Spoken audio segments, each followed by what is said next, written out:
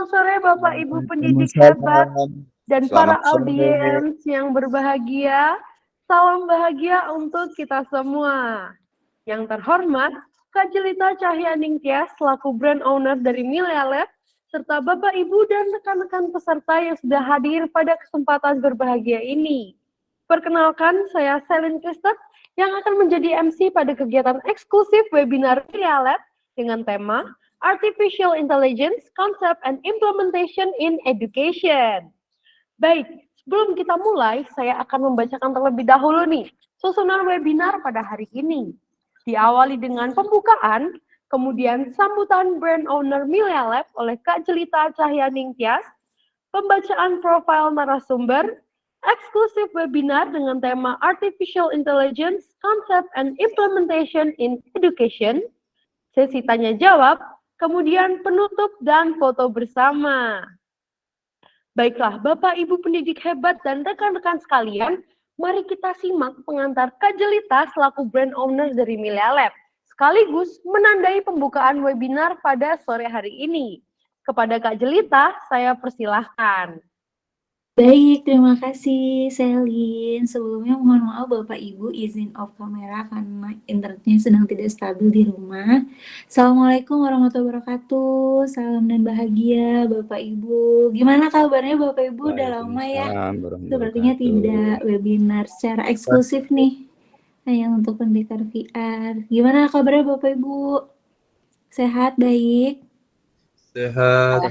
Sehat. Alhamdulillah. Alhamdulillah. Terima kasih banyak Bapak Ibu. Sebelumnya saya ucapkan untuk Bapak Ibu yang telah hadir pada kegiatan webinar hari ini. Jadi pada hari ini tema webinar kita memang dikhususkan atas request dari Bapak Ibu pendekar VR maupun Bapak Ibu pendidik lainnya yang memang sudah banyak nih bertanya ke Milea Lab, kapan kiranya kita akan ada webinar mengenai AI gitu, yang mana mungkin AI ini pun sudah ada juga ya Bapak Ibu pendidik yang mendapatkan literasi awal atau informasi awal dari kegiatan-kegiatan webinar lainnya gitu. Nah, adapun banyak juga Bapak Ibu yang kiranya ada yang merasa khawatir mengenai AI. Kenapa? Karena banyaknya pemberitaan mengenai AI itu sendiri yang kiranya informasinya bisa menggantikan profesi seseorang dan lain sebagainya gitu. Nah, oleh karena itu pada hari ini dari Milea Lab sendiri kami menginisiasi kegiatan webinar mengenai AI Concept and Implementation in the Education, yang mana diharapkan tentunya dengan kegiatan webinar ini bisa menjadi pendorong ataupun pemacu juga ya kepada Bapak Ibu pendidik agar bisa mengoptimalisasikan AI ini tentunya ke arah positif gitu. Jadi dari pemberitaan-pemberitaan AI mungkin yang ada di luar, adanya kesimpang siuran dan lain sebagainya bisa kita clearkan pada hari ini sehingga Bapak Ibu mengetahui nih kira-kira fungsi dari AI jika dikombinasikan dengan edukasi itu seperti apa gitu ya. Jadi sehingga nanti dengan AI ini harapannya justru akan membantu Bapak Ibu pendidik dalam memberikan bahan ajar yang lebih baik gitu ya kepada peserta didik Bapak Ibu juga. Itu sehingga nanti mungkin ke depannya tidak hanya kegiatan webinar hari ini Bapak Ibu, diharapkan juga nanti akan ada workshop lanjutan. Kalau tidak salah jika Bapak Ibu memang tertarik nih mengetahui penggunaan AI sendiri gitu ya dalam pembelajaran seperti apa. Mungkin seperti itu kalau dari kami Milea Lab tentunya mengucapkan terima kasih banyak kepada Bapak Ibu yang telah hadir hari ini sehingga bisa mengetahui ya nanti lebih clear konsep AI itu seperti apa dan bagaimana sih cara kita menggunakannya dalam dunia pendidikan sehingga dapat memberikan dampak baik yang lebih meluas lagi, apalagi nantinya bisa diintegrasikan dengan teknologi virtual reality yang dimiliki oleh Milea Lab. Kurang lebih seperti itu. Terima kasih banyak. Dengan itu saya izin membuka kegiatan webinar pada hari ini dengan mengucap Bismillahirrahmanirrahim. Kegiatan webinar ini resmi dibuka. Terima kasih. Saya kembalikan ke Selin. Wassalamualaikum warahmatullahi wabarakatuh. Salam dan bahagia Bapak Ibu. Terima kasih Kak Jelita atas sambutannya. Webinar luar biasa hari ini telah resmi dibuka. Wah, Bapak Ibu boleh ya saya minta reaksinya yang heboh ya. karena webinar eksklusif hari ini telah resmi dibuka nih. Baik, setelah pembukaan, mari kita bahas sedikit tentang tema webinar kita hari ini, yaitu Artificial Intelligence Concept and Implementation in Education. Seperti yang diketahui bersama ya Bapak Ibu, Artificial Intelligence itu merupakan kecerdasan buatan oleh teknologi yang dirancang untuk membuat sistem komputer yang mampu meniru kemampuan intelektual manusia. Nah, kecerdasan yang dilakukan ini dapat menyelesaikan suatu hal maupun kerjaan secara cepat dan efisien. Keren sekali ya Bapak Ibu. Dan pastinya saya percaya nih Bapak Ibu sekalian sudah tidak sabar untuk mengulik lebih dalam lagi mengenai AI. Oleh karena itu, mari sama-sama kita simak paparan narasumber kita yang super keren ini. Tapi sebelum kita mulai, saya akan membacakan profil narasumber kita, yaitu Ko Andrew Stephen Puika selaku Chief Technology Officer dari Sinta VR. Baiklah, Bapak Ibu dan rekan-rekan sekalian, seperti yang sudah terlihat di layar oleh Bapak Ibu ya, Ko Andrew Stephen Puika, education-nya sungguh luar biasa ya. 2015 sampai 2016, Virtual Reality and Immersive Visualization di Germany. 2013 sampai 2015, Software System Engineering di Thailand. Dan 2009 sampai 2013, Computer Science Interactive Multimedia, Binus University. Pengalaman pekerjaan dari Ko Andrew juga luar biasa. CTO Sinta VR selama 6 tahun, Managing Director One Life Solution, Developer the Ministry of Foreign Affairs of the Republic of Indonesia. Tidak hanya itu saja Bapak Ibu, speaker kita ini juga memiliki achievement yang luar biasa sekali ya. Seperti yang terlihat, Best Student of Computer Science Binus University. Selain itu, Wibowo Award Binus University. Published two scientific paper at IEEVR about multimodal interaction, LIF Global 2022 Innovators, Royal Academy of Engineering, and Binus Alumni Recognition Award. Luar biasa sekali ya Bapak, Ibu, dan rekan-rekan sekalian. Langsung saja dengan bangga saya undang Ko Andrew untuk memberikan pemaparan kepada para pendidik hebat yang hadir pada hari ini. Kepada Ko Andrew dipersilahkan.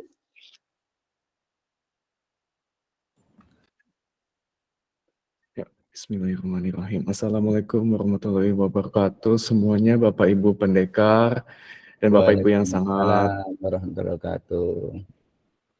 ya sungguh senang sekali ya bisa berada di tengah Bapak Ibu pendekar, dan ini pertama kalinya saya gitu bisa kenalan sama Bapak dan Ibu, karena sebelumnya saya dulu tuh pengen banget gitu sharing sesuatu gitu dengan Bapak Ibu pendekar, tapi baru kesampaiannya sekarang ini. Nah, oke, perkenalkan, nama saya Andrew Stephen Puika, tadi sudah dikenalkan oleh MC. Terima kasih Ibu Selin dan juga Bu Jelita, terima kasih udah telah membuka ya acara ini. Jadi, oke, kalau gitu kita langsung aja ke intinya. Jadi, saya ingin sharing gitu ke Bapak dan Ibu, kira-kira AI itu tuh seperti apa?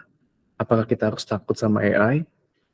Dan caranya gimana sih supaya kita bisa berteman, istilahnya nggak menganggap AI ini tuh jadi suatu hal yang menakutkan, tapi bisa membantu kehidupan Bapak dan Ibu sebagai guru dan pendidik.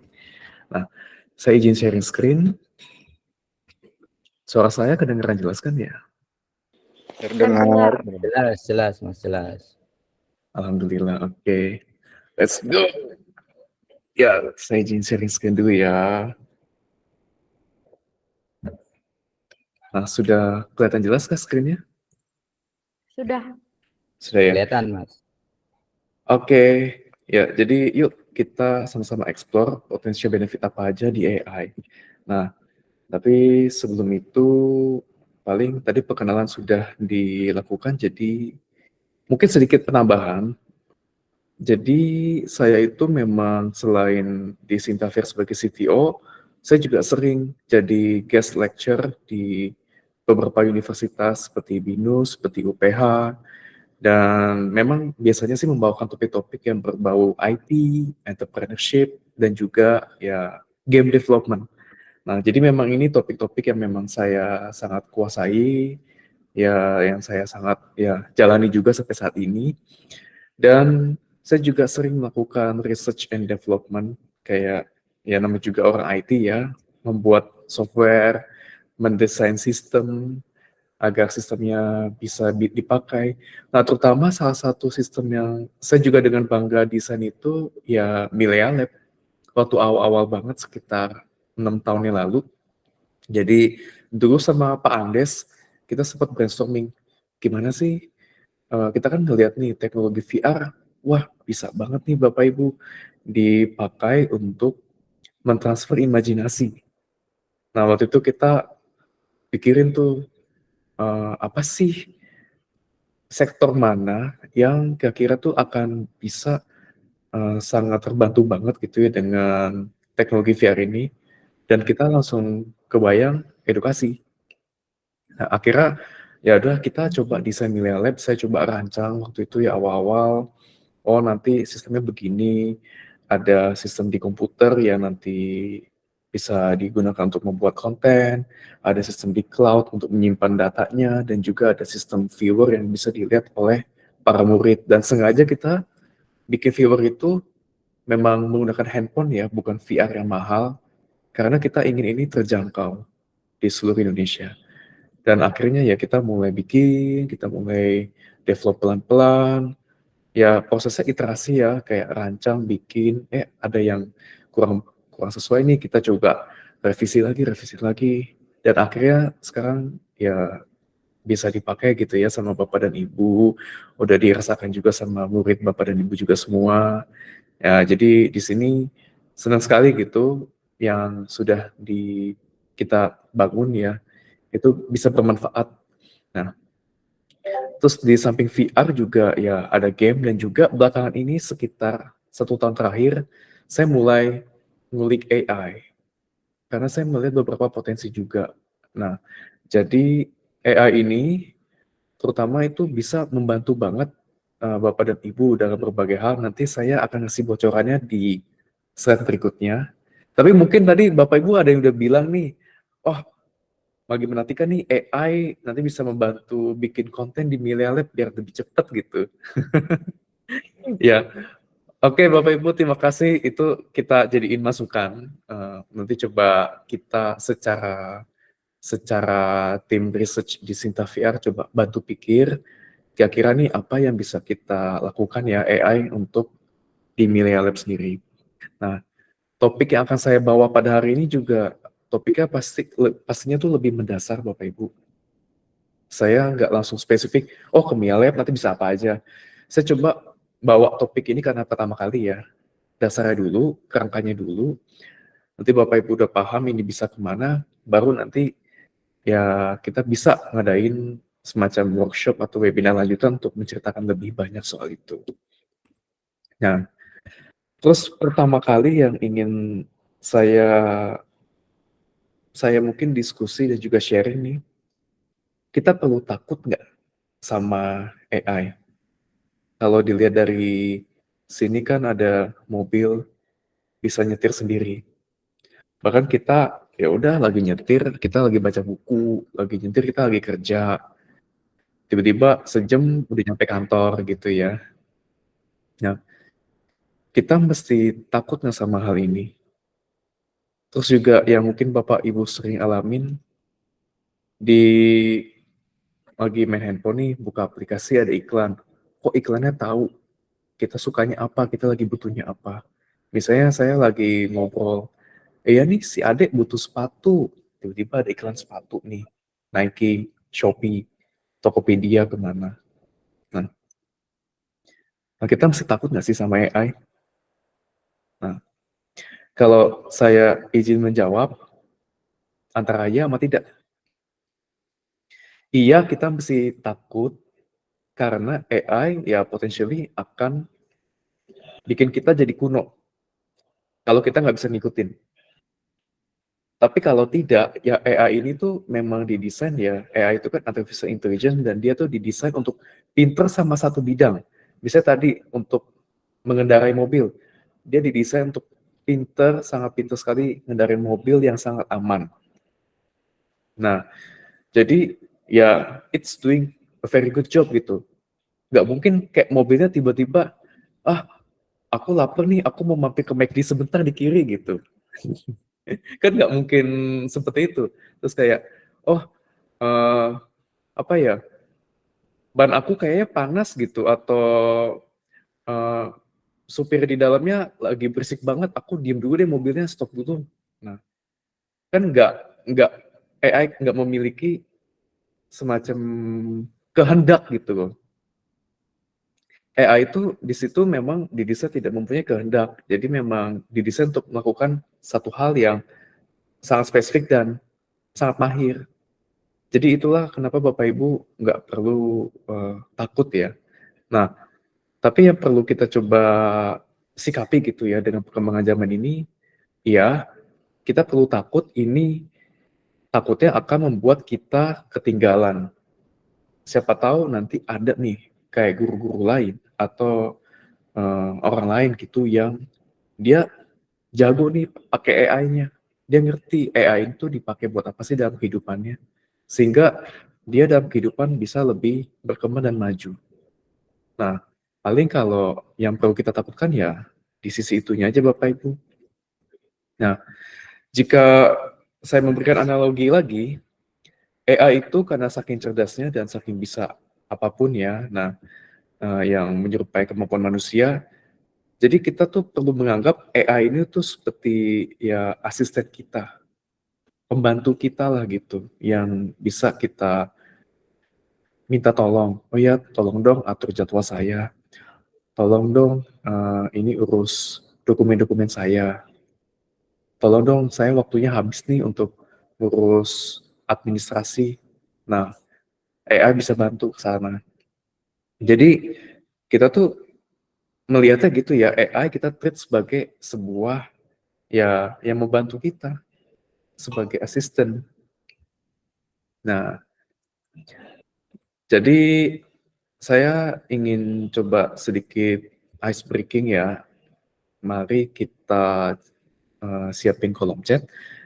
Nah, apakah Bapak dan Ibu pernah menggunakan AI? Mungkin Bapak dan Ibu bisa tolong jawab sehingga saya mengerti Bapak Ibu nanti ada yang udah atau yang belum. Kalau udah pakai apa gitu. Ada yang belum? Iya, Bapak Ibu yang lain.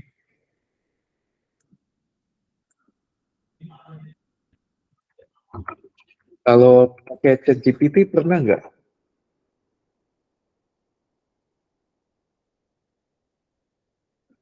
Wah, ada yang sering juga.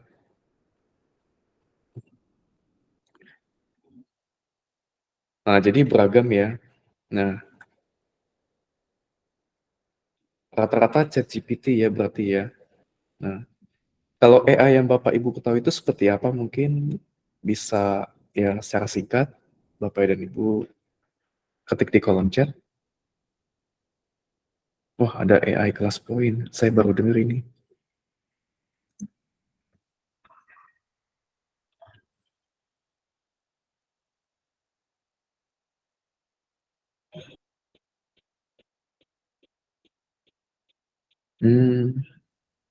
Nah, mantap tuh. Ibu Suzy ya bisa diminta membuat rancangan pembelajaran. Itu benar banget, nanti saya juga akan bercerita soal itu ya. AI di Canva. Nah, ya sudah banyak banget ya gitu, beragam juga. Nah, sekarang saya ingin nanya nih, apakah Bapak dan Ibu takut AI akan menggantikan pekerjaan kita?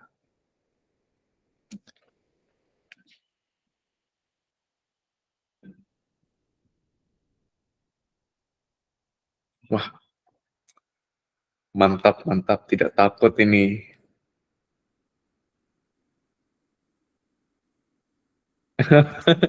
Iya, membuat malas berpikir. Saya sempat di momen itu, Pak Doni. Saya sempat di momen itu. Tiba-tiba AI itu membuat apapun jadi mudah. Biasanya itu saya harus, wah, begadang ya untuk ngejain sebuah dokumen yang rapi banget. Tapi gara-gara AI, tiba-tiba kok dokumen saya kelarnya cepet gitu. Saya sempat jadi malas berpikir dan akhirnya ya punya waktu lain gitu ya untuk melakukan kegiatan nggak cuma stuck di kantor aja gitu. Risiko khawatir disalahgunakan siswa. Ah, hanya lihat anak. Oke, ya Bapak Ibu, terima kasih banyak untuk jawabannya dan ya itu benar banget sih yang saya juga masih takutkan itu benar kata Pak Doni. Jadi otak kita tuh tidak bekerja sebagaimana mestinya. Itu yang jujur saya sendiri juga karena AI-nya itu membantu banget. Jadi ada rasa manja yang ada gitu di diri saya keluar. Nah, paling saya akan lanjut. Nah, kalau kita ngelihat AI, ya anggap aja AI ini tuh seperti sebuah pena ya. Nah, pena kan kalau sebuah tools, kalau kita pakai buat nulis, buat gambar kan bagus tuh. Tapi kalau buat tusuk buah, ya jadinya kan nggak terlalu berguna kan sebagai pena. Nah, jadi ya kita rileks saja Bapak dan Ibu, lihatlah AI ini hanyalah sebuah tools gitu ya yang bisa kita pakai. Saya ingin menekankan berkali-kali soal ini agar tidak konsepsi. AI itu bukanlah sesuatu yang tiba-tiba si penanya bisa jalan sendiri, terus tiba-tiba penanya itu bisa ya nulis sendiri gitu. Memang butuh seseorang gitu ya yang menginstruksikan itu semua. Dan mungkin ketakutan ini ada beberapa, kalau boleh cerita itu ada beberapa juga orang yang zaman dulu tuh takut gitu ketika mereka menggunakan pulpen untuk bisa nulis buku, tulis tulisan, dan itu jadi pekerjaan utama mereka. Nah, ketika tiba-tiba ada mesin printer keluar, pasti mereka juga rasa khawatir. Kok nanti saya gimana nih, kerjaan saya hilang nih kalau ada printer nih, ada media cetak nih gitu.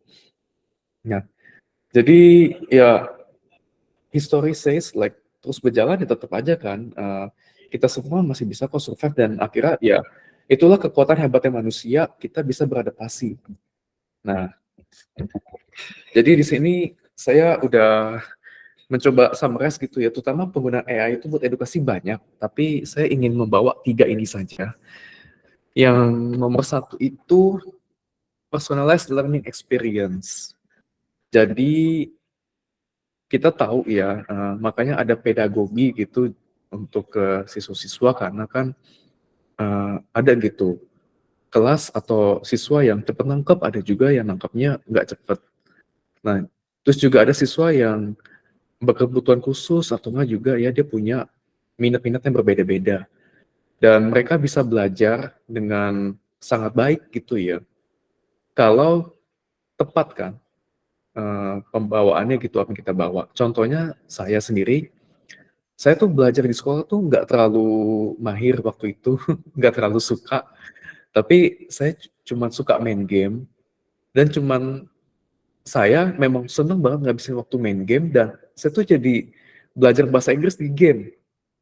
Akhirnya saya dapat nilai ya hampir 10 terus ya waktu itu kan nilai nggak sampai 100 ya, sampai 10 itu di sekolahan karena ya saya modalnya main game. Dan saya juga belajar semacam matematika dan fisika juga di game gitu. Ada hitungan.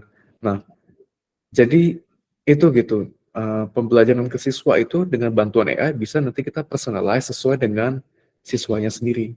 Nah, terus kedua, untuk mengotomasi administratif task, seperti ya Bapak Ibu kan punya berkas-berkas, penilaian, kegiatan rutin gitu yang sifatnya administratif, yang waduh ngabisin banyak banget ya waktu Bapak Ibu gitu. Nah, jadi itu bisa diotomasi. Nah, ketiga, nah AI juga bisa nanti melacak gitu ya, kira-kira tuh students, murid-murid Bapak Ibu mana yang sedang struggle dan struggle-nya di mana.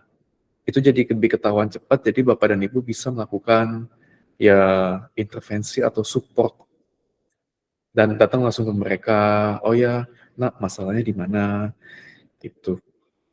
Nah, kalau tanpa AI mungkin kita harus ya banyak ngobrol ya, mungkin lagi ketemu siswanya di kantin, terus tiba-tiba kita keinget nih, oh ya waktu kemarin ulangan si siswa ini kayaknya kok nggak ngerti konsep aljabar gitu.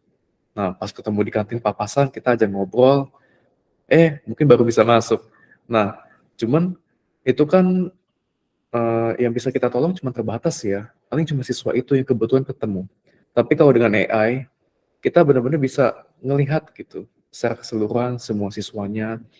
Dan dari semua siswa ternyata ada 6 yang struggle dan 6 ini ya struggle-nya di sini gitu. Jadi kita bisa secara pinter mengorganize ya, kita kelompokin 6 ini, akhirnya kita ajak ngobrol dan ajak ya kasih support lebih lah gitu untuk mereka supaya bisa lebih sukses dalam akademis.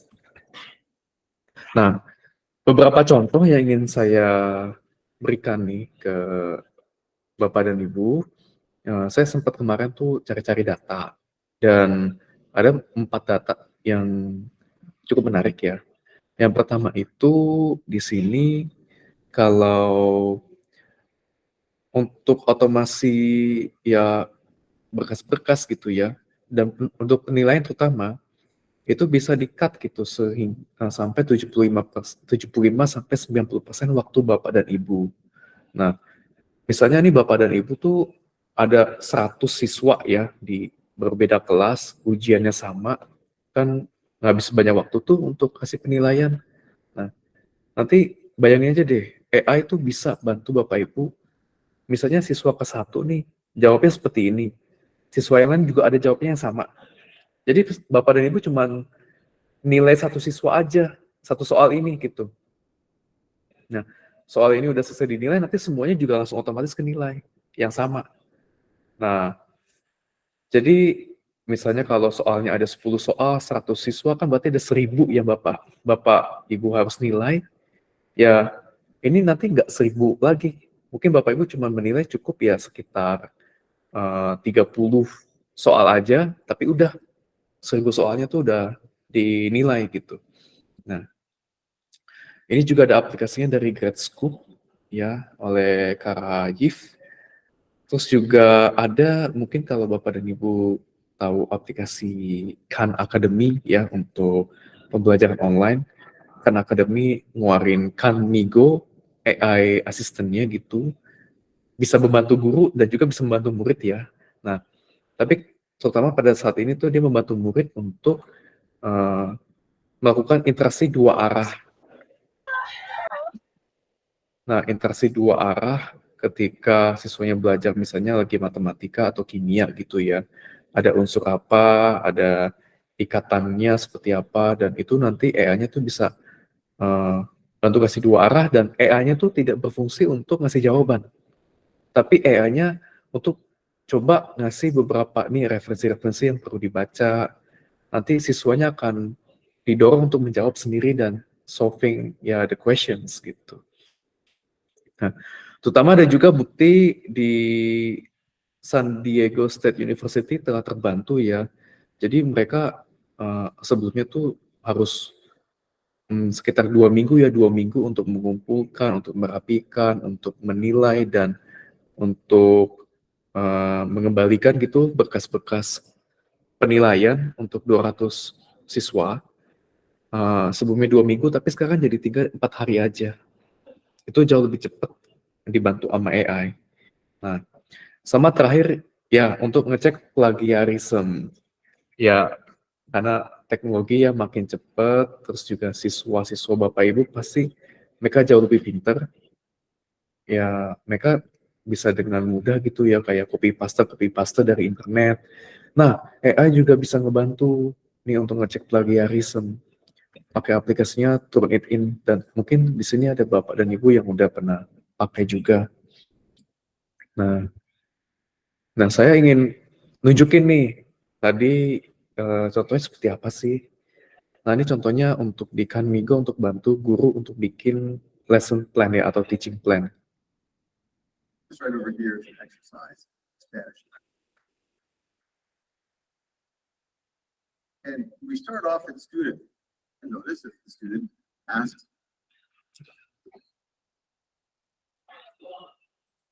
for an explanation, it doesn't just give the answer, it does what a good teacher do, just try to nudge.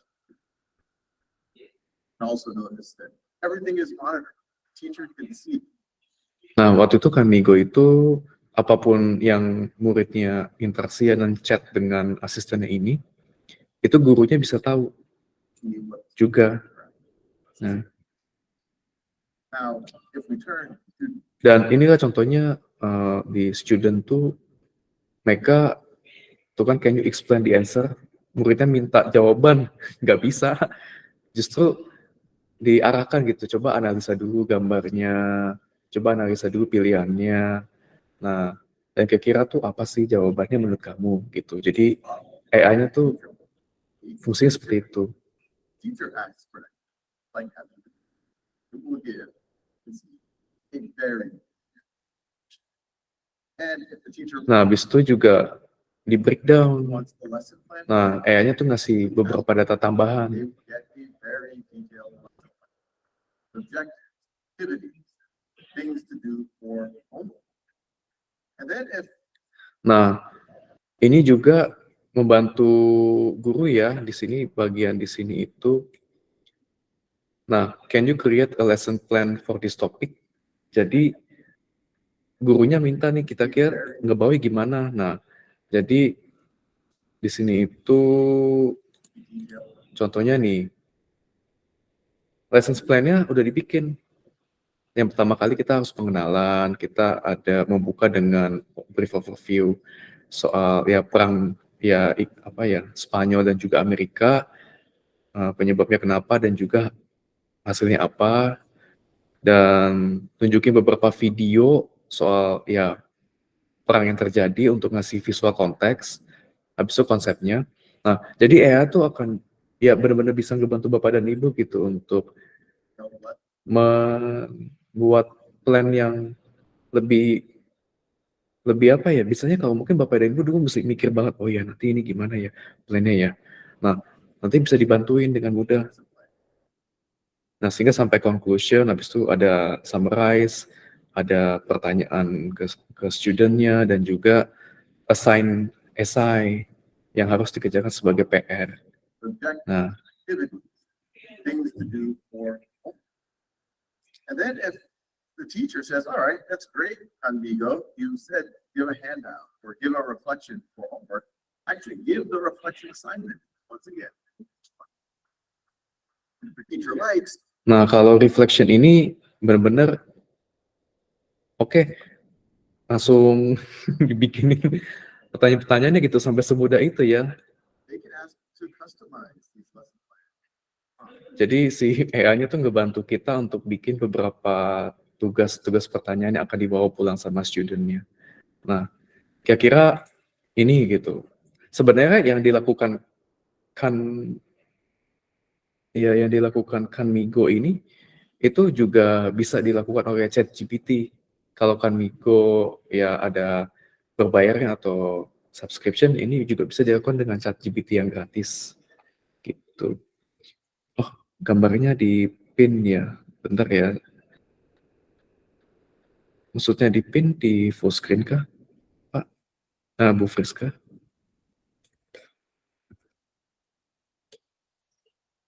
This is something that teachers often have to do. Oh, bentar ya, saya mau next slide, tapi kayaknya nggak bisa next slide. Oh, kalau full screen nanti itu caranya beda. Sebentar ya Bapak Ibu ya. Nah, kalau full screen kita paling share-nya by YouTube sini. Tapi semoga ini masih kelihatan jelas ya. Kalau tadi kan Kanmigo agak kecil teksnya. Nah, berikutnya contoh-contohnya ini teksnya nggak sekecil tadi. Nah, ini Bapak Ibu saya ingin tunjukin untuk yang tadi saya cerita ya. Bapak Ibu cukup nilai satu soal aja yang dijawab sama siswa, tapi nanti bisa efeknya tuh ke banyak siswa lainnya. Nah, ini ada salah satu aplikasi namanya GradeScoop. Ya. GradeScoop ini intinya, nah ini ada jawaban dari si siswanya kan. Ya, let's say ini adalah yang mereka kumpulin kertas dan kertasnya di-scan dulu, nanti di-scan ya baru bisa masuk ya ke dalam sistem. Nanti kelihatan nih, oh ini siswanya mungkin si Ahmad gitu kan, nanti si Bejo yang lainnya. Nah, ini ada jawaban.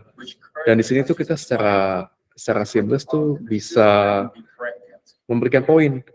Kalau misalnya correct nih, benar, oke, poinnya dapat tambah berapa. Tapi kita juga bisa nambahin poin secara fleksibel ya. Misalnya nih, kalau ini ada yang salah nih, tidak ada bola-bola elektronnya yang di luar, nah kita bisa tambahin case. Ini missing electron. Dan kita decide, oke, kalau ini skornya berkurang jadi 1. Namanya grade scoop.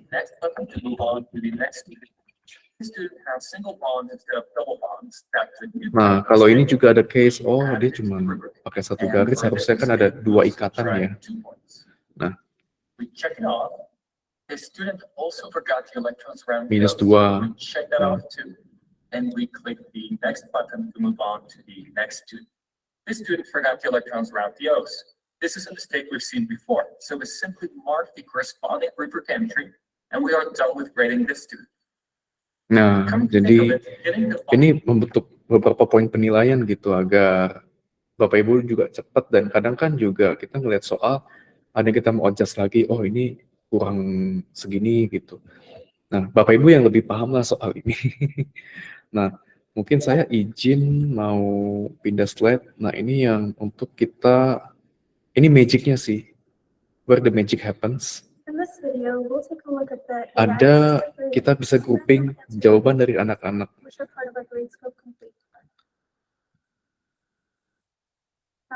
Nah, contohnya gini nih.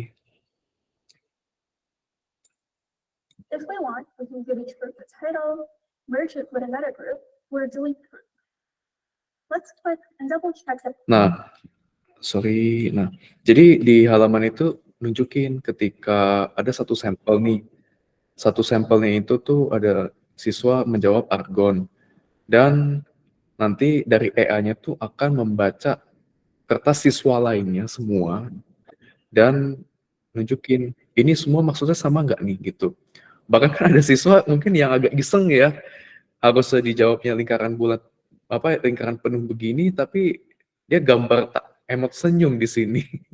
Nah, tapi tetap EA-nya tuh ya kurang lebih dia tahu lah, oh berarti dia maksudnya ngisinya di sini. Nah, kita kelompokin dulu. Kita kelompokin yang jawabannya sama. Nah, kalau udah yakin ya kita next.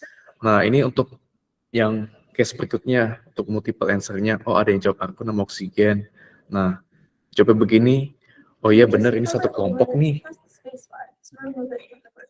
Tapi bisa juga karena kita kan ketentuannya ngasih, misalnya tergantung polisi atau ketentuan dari sekolah ya. Ini ujian dia harusnya arsir hitam, bukan dikasih X. Dan kita nggak mau yang X ini, yaudah kita bisa hapus dari grup. Berarti ya siswa ini jawabannya kita nggak hitung. Gitu. Nah, setelah itu kan di kanan ini tuh ngelis, oh ini semua grup-grup yang berbeda dan ini yang tadi kita nggak mau masuk grup, yaudah deh kita kalau mau di set, ya udah deh cuma satu orang dia kasihan sendirian nggak dapat nilai, kita balikin lagi ke grup.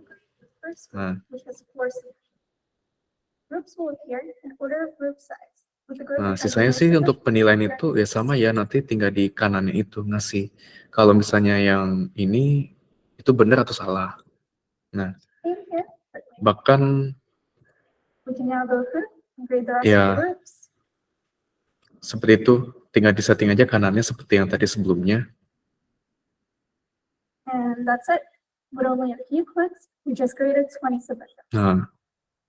bahkan tadi tuh menilai beberapa siswa ya dilakukan dengan sangat cepat gitu, kayak cuma beberapa kali klik satu soal tuh udah selesai. Nah, terus juga tidak hanya arsip tapi juga bisa bentuk tulisan. Nah, ini soal esai juga bisa kok, Bu.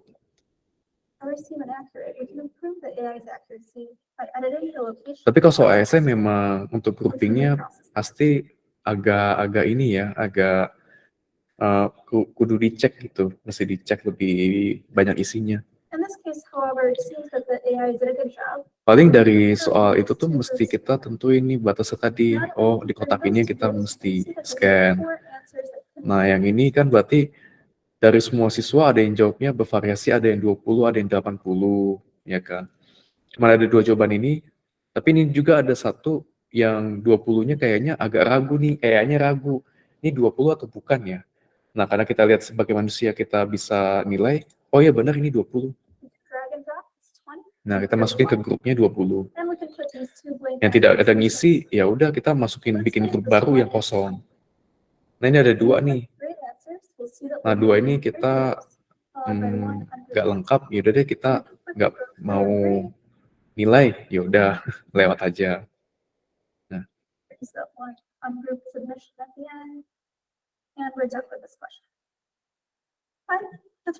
nah terakhir itu juga ada yang soalnya bisa seperti ini nih, kayak menggambar gitu ya. Tentukan di mana state Ohio. Nah, Ohio ada di mana? Nah, jadi sama prinsipnya kita bisa grouping.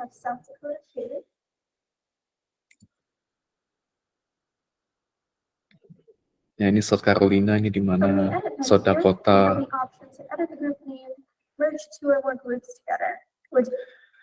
Ya, jadi kurang lebih ini sedikit preview ya untuk nge-grading gitu ya, untuk nge-grading yang cepat untuk memperingan ya waktu Bapak dan Ibu juga sekaligus. Nah, kalau mungkin tadi saya ingin nambahin lagi kalau soal esai bagaimana dengan sistem yang sama sebenarnya juga bisa. Paling soal esai kan kita benar-benar harus lebih baca ya.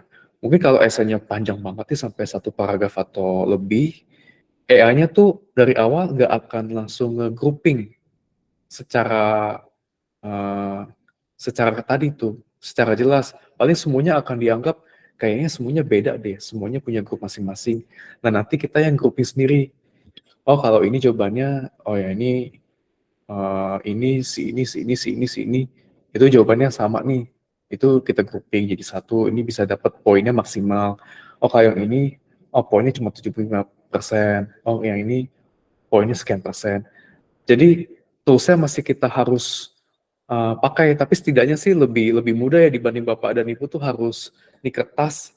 Ya Bapak Ibu coret-coret di kertas gitu ngasih poinnya dan nanti habis itu di kalkulator satu-satu. Waduh, itu lama banget. Kalau ini kan nilainya langsung by system. Iya, sistem groupingnya akan muncul ke tampilan. Nah, yang di sebelah kanan ini nih, ya Bu Friska, ini ada sistem groupingnya kan, yang kita tentuin. Yang ini yang blank, tidak ada isinya. Yang ini yang South Dakota, kalau yang ini yang South Carolina. Sama kayak halnya tadi yang sebelumnya ya. Izin tadi sebelumnya itu. Nah, di sini kan juga ada grouping ya, yang jawabnya 20, yang jawabnya 80, yang jawabnya kosong. Nah, jadi memang kita perlu ini sih, memang ngecek dulu. Nah, oleh karena itu Bapak dan Ibu, AI nggak akan sepenuhnya saat ini ya, nggak akan sepenuhnya bisa berdiri sendiri gitu. Kita masih harus supervise. Nah, itu dia kata kuncinya. Oke, nah berikutnya saya ingin pindah contoh untuk ke contoh yang lebih ke ngecek plagiarism. Nah, saya mau cerita, ini kayaknya karena kekecilan, saya akan buka link YouTube sendiri aja, biar lebih gede.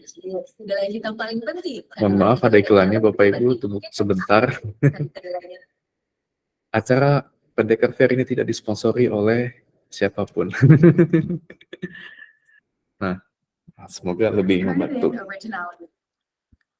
Nah, ini yang beberapa dari Bapak Ibu pasti pernah pakai ya, Turnitin.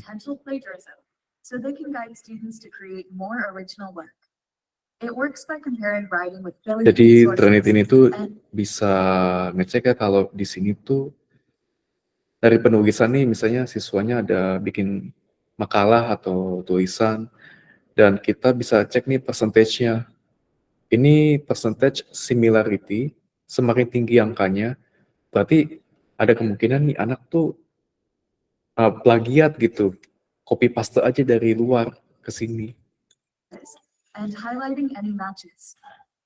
Nah, kita juga bisa tentuin, ini sih cukup detail ya. Oh, ini ketemunya di website mana, di website mana, di website mana, di artikel mana gitu. Jadi list yang di kanan itu tuh Or by text matches. datanya tuh sudah banyak banget di dalam database-nya si Turnitin. Or even assignments submitted by students. Nah, jadi ketahuan nih kalau misalnya di sini nih di website misalnya American Government News segini paragraf itu di-copy banget sama siswanya tuh jeder gitu kan. Mirip banget. Jadi bisa Delete ketahuan. matches that don't matter. Refine results by text matches and improve future reports by adding a reason. You can also apply broader exclusions, like a search repository or text type. This will change the similarity score, reflecting only the most important matches. Nah, kita juga melakukan semacam filtrasi ya. Misalnya, oh kalau ya dia ngikutin itu nggak apa-apa deh, kita ada toleransi, dan akhirnya skornya berkurang jadi 11%. Next comparison reveals Iya, overuse Turnitin of itu synonyms berbayar. and copy-paste plagiarism. With a refined similarity report, Nah. it's easy in academic and Gitu paling untuk Turnitin, kita balik lagi ke slide. Nah, dan dari Turnitin itu juga ada satu lagi sih video, cuma karena sangat panjang, saya langsung screenshot aja biar cepet ceritanya. Nah, di satu kelas nih, siswa itu tuh bisa kita lihat nih, yang setelah dicek ya hasil makalahnya mereka, ini kelihatan nih ada 9 critical priority students, ada 9 murid yang kayaknya ini tuh skornya tinggi terus tadi tuh untuk similarity-nya. Kelihatan apa-apa kayak mungkin copy paste lah gitu. Atau nyontek sesama temen dia contek gitu kan. Jadi ketahuan nih, dan ada 20 high priority students yang ya oke lah, mungkin dia similarity sekitar 35% sampai 50%, tapi kita perlu coba lihat nih si siswanya. Nah, jadi ini tuh kalau di sekolah ya membantu gitu untuk sekolah untuk bisa melihat secara sekolah ya, oh siswanya ini ternyata kalau 9 dari 100 berarti ya sedikit lah siswanya yang begitu. Nah, jadi dari sekolahnya juga nanti bisa membantu untuk ngasih kebijakan-kebijakan. Misalnya, oh kali ini makalah harus original, karena kita udah tahu ada sistem gitu. Jadi si siswanya itu memang kita dorong untuk bikin seoriginal mungkin, nggak apa-apa copy paste atau nyontek punya temen, dan itu polisinya bisa diturunkan langsung dari ya misalnya dari kepala sekolah gitu ya ke semuanya. Nah, alhasil ya ini pasti at some moment mendorong mereka untuk berusaha lah gitu. Karena yang sangat disayangkan itu kan dari kacamata saya ya, kalau siswa apa-apa jadi menggampangkan gitu, oh gampang copy paste. Ya kalau dibandingkan perjuangan Bapak dan Ibu dulu ya waktu belajar ya sama lah gitu. Saya pun juga dulu di sekolah nyontek Bapak dan Ibu, mohon maaf. Saya juga ada nyonteknya kayak, nih ada meja, saya ada nulis gitu ya. Nulis di meja atau apa ya, waktu saya ya mungkin keseringan main, waktunya juga sedikit, PR-nya banyak, saya akhirnya ya nyontek gitu, punya temen, saya salin deh gitu. Saya salin gitu kan punya temen. Saya juga ada gitu masa-masanya. Tapi yang sangat disayangkan adalah kalau ya mereka itu tuh kita nggak didik untuk berusaha.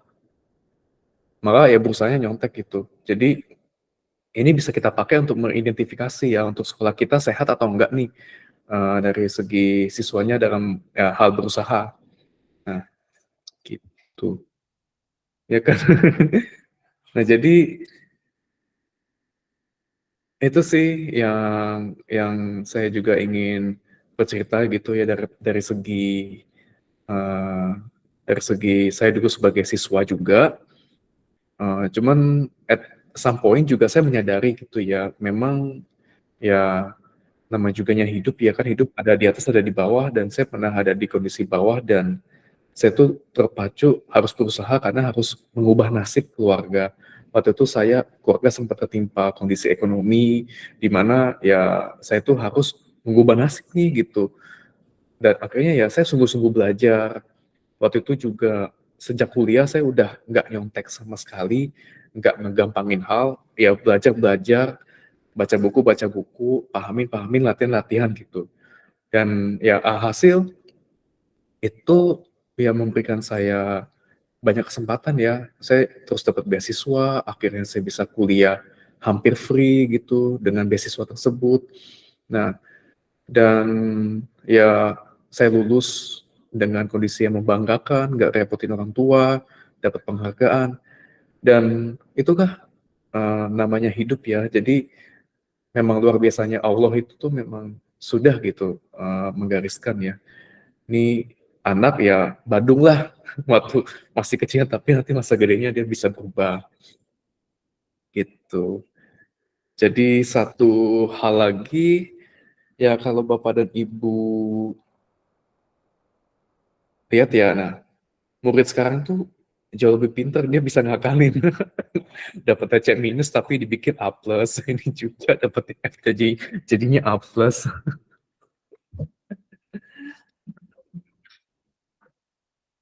Nah,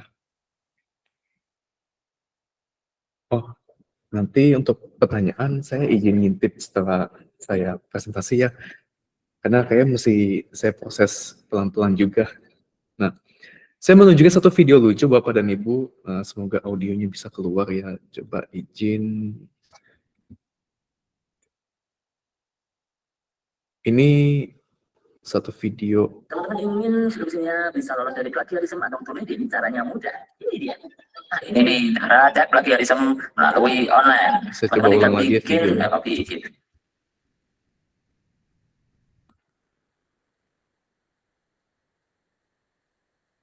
Teman-teman ingin skripsinya bisa lolos dari plagiarisme atau tulis, caranya mudah. Ini dia.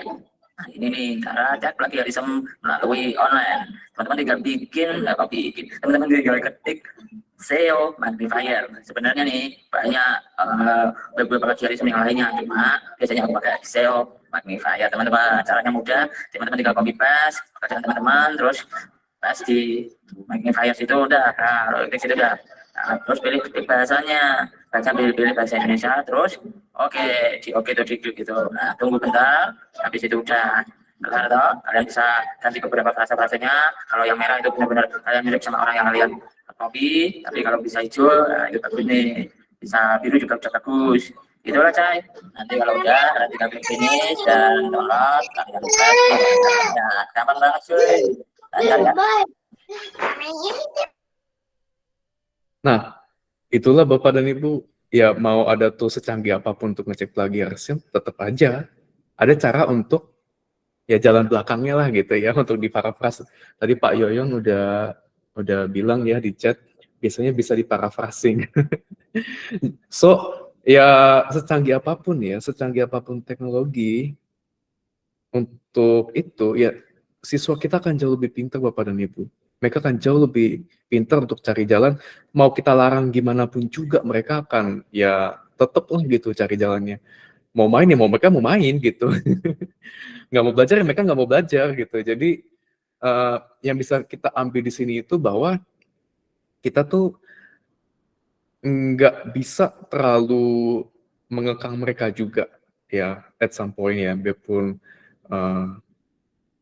nggak bisa sangat mengekang mereka dan menggunakan ideologi yang lama. Kayak dia harus belajar, harus baca buku, harus presentasi, kayak gitu-gitu. Nah, justru di sini yang kita bisa lihat gitu ya, apa sih kualitas-kualitas yang harus kita sebagai tenaga pendidik atau pengajar kembangkan. Apa sih yang kita harus kembangkan? Nah, ini dia. Jadi, kalau tadi ada AI, justru kita harus pakai nih tools AI untuk membantu Bapak dan Ibu untuk ya Bapak dan Ibu tuh bisa mengambil action atau keputusan-keputusan yang sangat bijak karena Bapak dan Ibu punya data. Gitu. Bapak Ibu tahu nih data struggle-nya siswa ini di mana. Siswa ini minatnya di mana. Jadi yang perlu dikembangkan justru ya ini gitu.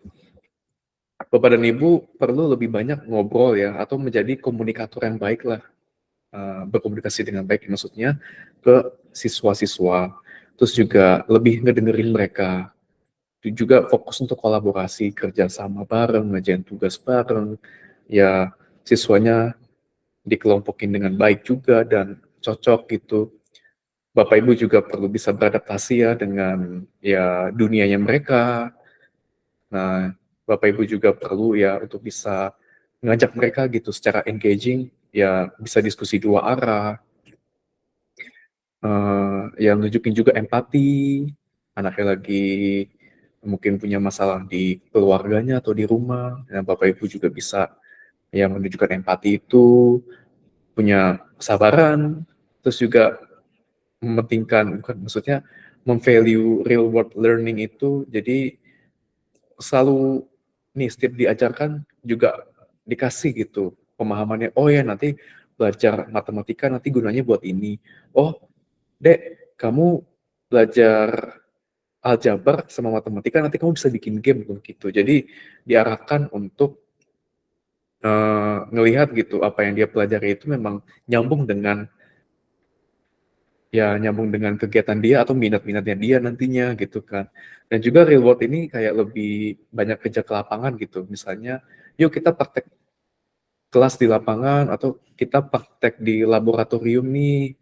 Kita mau bikin ragi, mau bikin, saya tuh dulu inget deh, selain bedah kodok ada itu ya, ada bikin minuman, ya dulu sih itu minuman beralkohol ya, pakai ragi gitu. Saya lupa namanya apa. Tapi dari buah gitu. Nah, terus juga ya share best practices dan juga ya Bapak dan Ibu terus belajar gitu. Lifelong learners.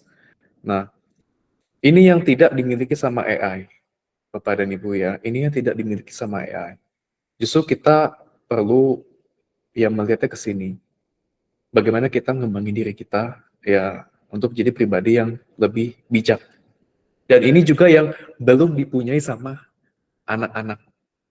Anak-anak siswa masih kecil, masih bertumbuh, Bapak dan Ibu udah punya banyak pengalaman. Nah, jadi ngelihatnya seperti itu Bapak dan Ibu. Jadi itu dia untuk presentasinya, untuk sharingnya saya yang ya ini jujur saya siapkan cuma semalaman ya. Tapi saya nyiapin presentasi ini Bapak dan Ibu itu saya juga dibantu sama AI. Karena slide-nya ya satu dua hal ya dibantu sama AI.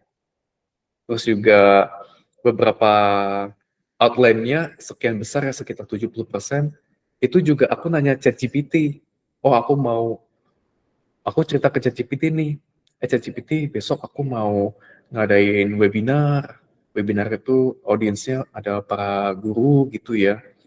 Dan mereka mungkin ada ketakutan gitu sama AI, bisa gantiin pekerjaan mereka. Dan aku pengen memotivasi mereka gitu. Kira-kira apa sih outline-nya yang bisa saya yang tolong dong, ya maksudnya tolong dong minta outline-nya. Nah, dikasih outline banyak banget tuh. Terus saya ambil, oh yang ini saya mau, yang ini saya mau, oh yang ini kayaknya saya harus ganti dengan yang ini supaya lebih enak. Nah, jadi gitu prosesnya. Sehingga tuh saya cuma satu hari bisa bikin slide seperti ini. Nah, jadi ya silakan kali ini Q&A dibuka. Ini mau saya yang jawab atau AI yang jawab, bisa dua-duanya. Silakan Bapak dan Ibu. Ya Pak Ayub. Ya Pak Ayub, silakan Pak Ayub. Siap, makasih Pak Andre. Ini Ya. materi, kalau nggak salah satu pengusul materi ini dibahas di sesi ini tentang fenomena AI ini. Dan Iya. ini juga bagian dari kami sebagai pendidik profesional juga harus bisa menghadirkan pembelajaran yang sesuai dengan kodrat zaman gitu ya. Sudah zamannya, jadi ya paling tidak gurunya harus lebih memahami terlebih dahulu dibandingin siswa gitu.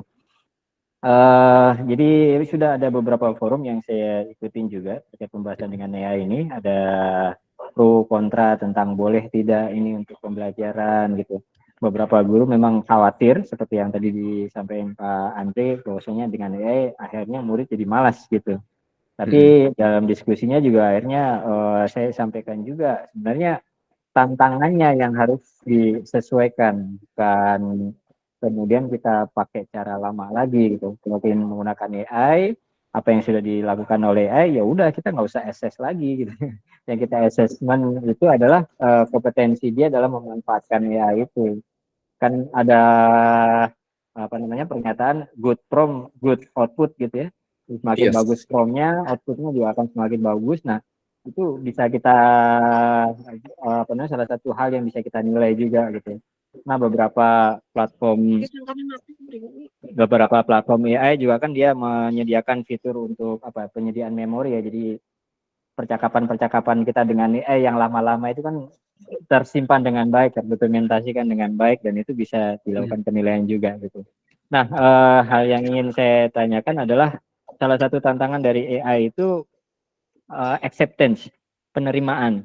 Untuk hal baru, beberapa orang khawatir wajar, dan makanya kita perlu upaya bersama untuk bisa meyakinkan agar AI ini bisa diterima sebagaimana dulu awal-awal mesin ketik diterima, waktu awal-awal komputer diterima gitu ya, atau internet diterima, itu satu keniscayaan lah ya, kita nggak mau harus masuk ke dunia ini gitu. Yang ingin saya tanyakan adalah ada nggak Pak Andre itu memberikan apa ya gambaran tahapan-tahapan yang bisa kita lakukan sehingganya nanti acceptance-nya ini semakin hari semakin meningkat dan AI ini benar-benar bisa maksimal dioptimalkan dalam pembelajaran. Gitu, Mas Andre, terima kasih. Oke, Pak Ayub, terima kasih. Ini pertanyaan yang sangat luar biasa sekali. Oke, mungkin saya izin langsung jawab ya, biar nggak kelupaan. Nah, jadi kalau dari saya, sebenarnya sih setelah saat ini saya juga ingin ngajakin Bapak dan Ibu untuk kita workshop gitu ya, workshop kecil-kecilan dulu, karena kan kita basisnya komunitas. Nah, sebenarnya sih ketakutan ini kan masih dalam bentuk rumor, ya kan, rumor ya takut sana, takut sini, takut ini ya gitu. Nah, justru ketakutan ini akan jauh lebih kecil kalau lebih banyak orang yang sudah coba. Dan pas sudah coba, oh kok terasa terbantu ya, dan mereka juga bisa ya menggunakan AI ini sebagai alat gitu, bukan merekanya jadi takut lagi. Nah, kalau dari saya sih niat baiknya saya itu memang mau ngajakin Bapak dan Ibu nih yang tertarik untuk yuk kita lanjut nih, kita workshop. Saya pun juga belum banyak pengalaman ya, kemarin juga masih riset-riset gitu, tapi memang saya dari beberapa tahun lalu tuh udah punya motivasi yang kuat, saya pengen bantu Bapak dan Ibu nih, kasihan ya. Guru saya juga dulu tuh di sekolahan, waduh kayak keteter gitu, kertas ulangan banyak banget yang mesti dinilai, dibawa pulang dan harusnya malam kan bisa istirahat, tapi ya malamnya dipakai buat kayak nilai gitu. Ya itu gurunya semua di sekolahan saya waktu SMA, waktu itu SMA saya udah mulai ada empatinya lah keluar gitu. Nah di kuliahan juga gitu, dosen-dosen saya waktu itu, wah paperworknya banyak banget. Nah saya jadi pengen ngebantu gitu. Jadi dibanding energinya itu nanti dipakai buat ke situ, mendingan energinya ya dipakai buat ya belajar AI, pakai AI. Maksudnya ya dipakai buat lebih komunikasi lah gitu sama students-nya. Nah, jadi ya sifatnya lebih, saya sih jawabannya sifatnya ya lebih mengajak gitu Pak. Yuk kita coba pelan-pelan, nanti kita workshop lagi, nanti kita ada workshop lanjutan, terus nanti ketika udah mulai banyak yang paham, nanti kita bisa bawa gitu ya ke level yang lebih tinggi. Mungkin di sini kan Bapak-Bapak juga ada yang ambassador dari Pendeka VR. Mungkin kita juga bisa selain Milea Lab, kita juga ada workshop yang sifatnya AI gitu. Nah, jadi sistem ini kita bisa duplikasikan, banyak yang lebih ngerti, dan akhirnya akan menginfluence dari ya membuat regulasi, yaitu pemerintahan. Lihat, oh ini programnya positif, ya udah akhirnya kita bisa sosialisasi lebih positif lagi di lebih luas lah gitu. Nah, begitu Pak Ayub. Terima kasih Pak Andre. Memang ini hal yang baru ya. Benar, kuncinya di pemangku kebijakan sih ya, karena memang pelarangan-pelarangan juga di sekolah ataupun di kampus juga pemangku kebijakannya karena sudah buat tekan aturannya itu. Tapi kalau Iya. mereka yang menjadi ujung tombaknya untuk membolehkan ini, maka perubahan akan dengan demikian mudah, cepat, drastis gitu nantinya. Terima kasih Iya, Mas Andre. sama-sama. Memang mempengaruhi pemangku kebijakan itu nggak cepet sih. Memang kita butuh kayak istilahnya ripple effect ya, kayak setetes air makin apa ya, tuh gelombangnya makin besar gitu. Memang kita mesti mulai dari hal yang kecil dulu. Ya, begitu sih. Oke, ya mungkin dari Pak Oke. Yoyo, Ko silakan. Andrew, oke sebelumnya aku bantu untuk menjawab pertanyaan, membacakan pertanyaan yang ada di kolom chat ya, Ko. Oh iya, ya kolom chat dulu Ya, boleh. Ya, silakan. dari Ibu Kelly Sinaga. Pak, ini kan kalau kita gunakan AI dalam pembelajaran, kalau sebagai educator mau buat media pembelajaran AI based, apakah sangat sulit? Adakah cara yang memungkinkan untuk pendidik membuat produk berbasis AI yang sifatnya free dan masih dapat dipelajari bagi yang bukan jurusan IT? Oke, ya saya akan jawab secara jujur banget nih Bu Kelly. Jadi AI itu sekarang ini masih sangat ekspensif. Ya, jadi makanya banyak solusi di luar sana yang kayak Turnitin udah pada bagus-bagus. Mereka ya mau pakai harus bayar. Nah, memang otomatis ya dengan perkembangan teknologi pasti ini lambat laun akan jadi lebih murah dan lebih bisa diakses sama banyak orang. Nah, kalau misalnya mau buat sendiri, paling yang bisa dilakukan sama orang non IT ya tadi basisnya ChatGPT. Nah, ChatGPT kan berbasis teks aja tuh. Tapi kalau sampai mau buat sendiri, itu memang mesti ada satu produk yang bisa di custom gitu, kayak produknya mirip mungkin kalau VR itu kan produknya kita bikinnya Millia Lab ya, bisa bikin VR dengan mudah dengan Millia Lab itu. Nah, kayak kita perlu bikin produk baru lagi nih, kayak bisa bikin AI dengan mudah dengan apa gitu. Nah, ini perlu ada satu company atau satu ya siapalah entah siapapun itu yang membuat itu. Nah, cuman kan kita masih sambil jalan, AI kan juga baru muncul nih. Kayaknya untuk menjawab ini, kurasa ini juga terlalu cepat Bu Kelly gitu, masih terlalu cepat dan di dunia ini juga belum ada lah gitu yang solusi-solusi yang sesuai gitu untuk ini. Nah, sambil kita riset paling ya kita kan nentuin kebutuhan gitu ya. Kalau tadi dari saya ingin ngajak workshop, saya juga ingin ngajak diskusi supaya nanti kebutuhannya itu lebih kita fokuskan. Dan siapa tahu nanti ya insya Allah Sinta VR atau Millia Lab ya punya kesempatan gitu untuk ngedevelop ya versi AI-nya Millia Lab gitu. Ya kalau emang diizinkan ya kita bisa gitu ngembangin dari masukan-masukan Bapak dan Ibu. Karena kita pengen tahu kebutuhannya dan kita pengen nanti kebutuhan yang kita bikin itu tuh benar-benar ya benar-benar solving gitu masalahnya. Ya, karena cuma ya kita spending waktu, spending uang, energi, fokus untuk bikin sesuatu, tapi kalau kita nggak ngajak diskusi dua arah nih sama yang akan dibantunya siapa, nah itu akan susah.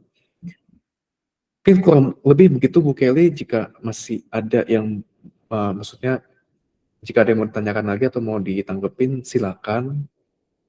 Kalau sudah menjawab ya alhamdulillah. Boleh sedikit menambahkan, Pak? Ya, boleh Bu Kelly silakan. Iya, jadi kan perkaranya sekarang adalah ketika kami para pendidik misalnya atau para guru-guru ingin menggunakan AI di dalam pembelajaran, ini kan tidak semua AI juga ya yang free saat ini. Iya. Lah kalau misalnya, kan kami misalnya ya, kalau saya dari sisi pendidikan tinggi, kita mendesain sebuah pembelajaran, misalnya berbasis ChatGPT. ChatGPT kan juga ada batasan, ada yang berbayar juga ya. Lalu kemudian kami sudah sampai mendesain model lah ya, atau sebuah desain instruksional, tapi di dalamnya ada desainnya menggunakan AI based begitu. Nah, even though ini free, tapi kan tetap ada copyright-nya ya Pak ya. Nah ini yang jadi kalau dalam pemikiran saya ini konfliktif nggak ya nanti gitu ya. Ketika kami bilang ya ini desain pembelajarannya adalah kreasinya para pendidik begitu. Tapi kalau AI yang dipakai sendiri karena itu yang mungkin free base atau yang bisa atau yang diciptakan oleh orang lain pasti juga kan ada copyright-nya. Nah, apakah memungkinkan sang guru gitu ya atau dosen misalnya membuat atau merancang? Tapi tadi sudah dijawab sih ya. Jadi memang masih impossible lah ya buat kami yang sangat jauh dari jurusan teknologi begitu atau tidak mempelajarinya secara khusus. Tapi saya optimis sih kalau berkembang. Itu yang saya sedang berpikir sekarang. Jadi kami sedang sibuk mempersiapkan guru-guru misalnya untuk bisa dealing dengan AI dalam pembelajaran.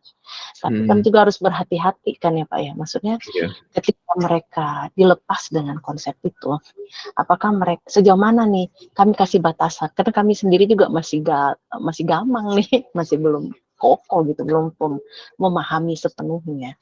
Itu termasuk juga urusan copyright-nya. Itu sih.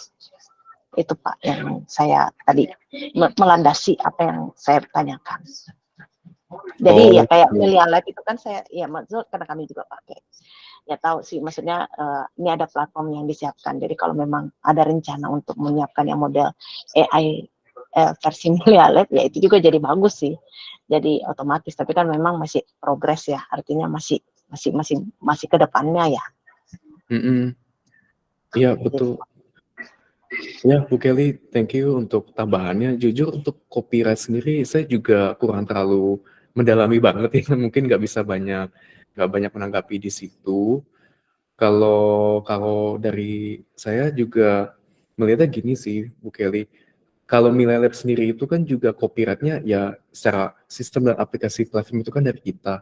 Tapi kalau dari segi perancangannya nih yang Bapak dan Ibu nyusun-nyusunnya, kayak nyusun aset ini, itu copyright-nya penuh di Bapak dan Ibu gitu. Enggak di kita lagi. Jadi sebenarnya kalaupun ke depannya kita mau sharing konten atau segala macam, ya untuk creation Bapak dan Ibu kan biasanya kan kita minta izin kan.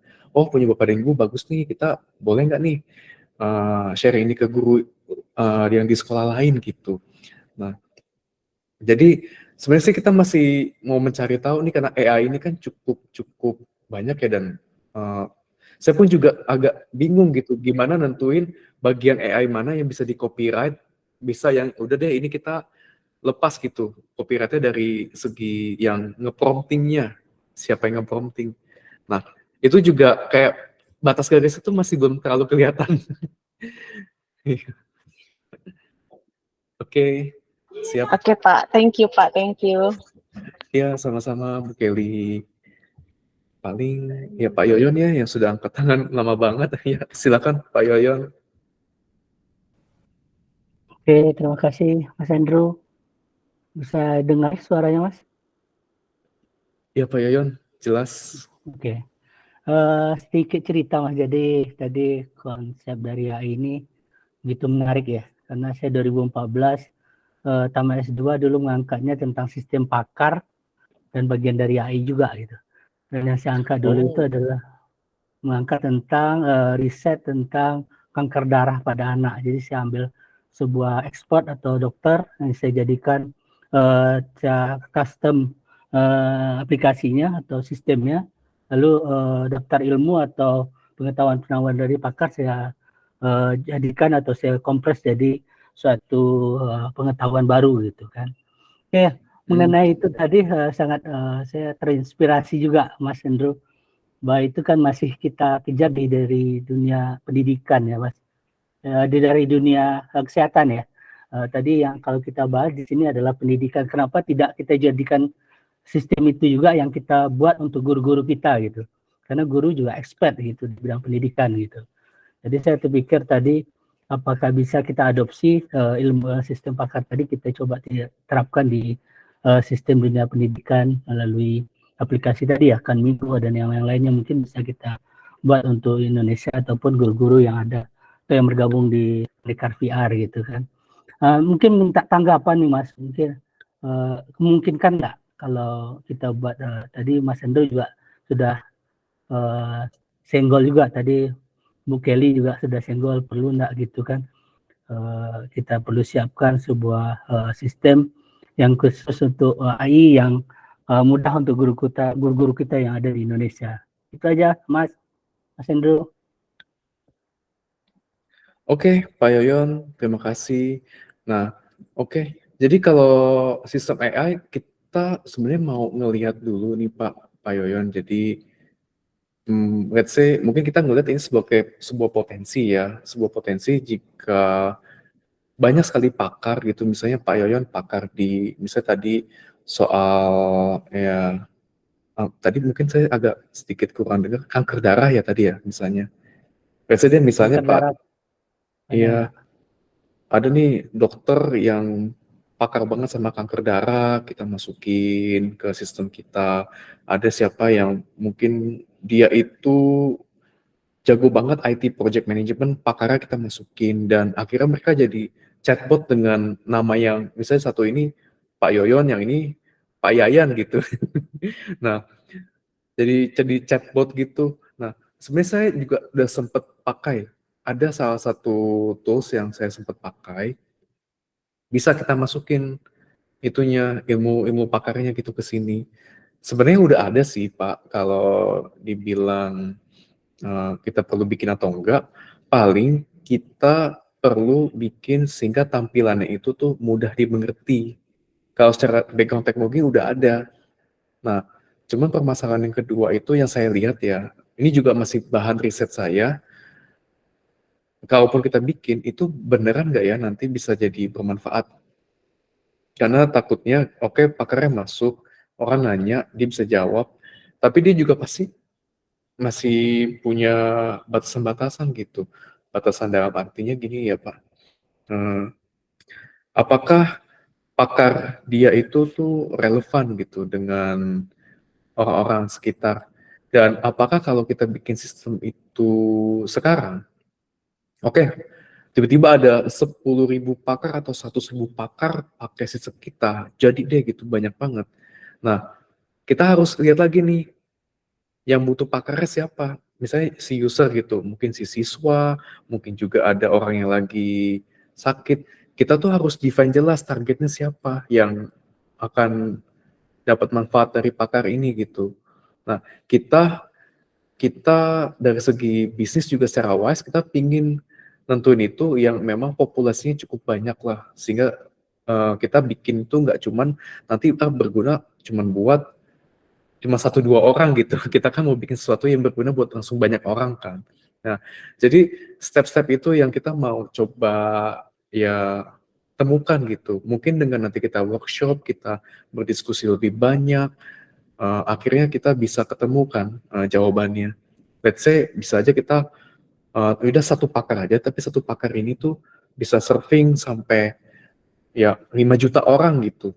Nah, kita lebih prefer melakukan yang seperti itu. Effortnya cuma 1, tapi 5 juta gitu kan yang terbantu. Nah gitu sih. Jadi perlu survei dan perlu persiapan juga ya Mas ya, untuk biar itu tepat sasaran dan juga bisa dipakai untuk semua orang. Oke, terima kasih Mas Andrew. Iya, Pak Yoyon, sama-sama Pak untuk ya pertanyaan yang luar biasa. Baik, selanjutnya untuk Pak Andi Ridwan. Sebelumnya sudah sempat raise hand ya tadi Pak. Untuk Pak Andi Ridwan.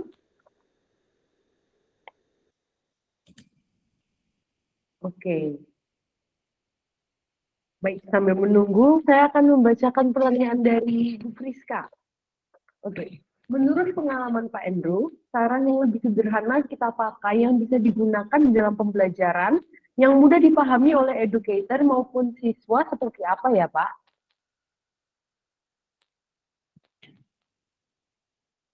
Saran yang lebih sederhana kita pakai yang bisa digunakan dalam pembelajaran yang mudah dipahami educator maupun siswa seperti apa?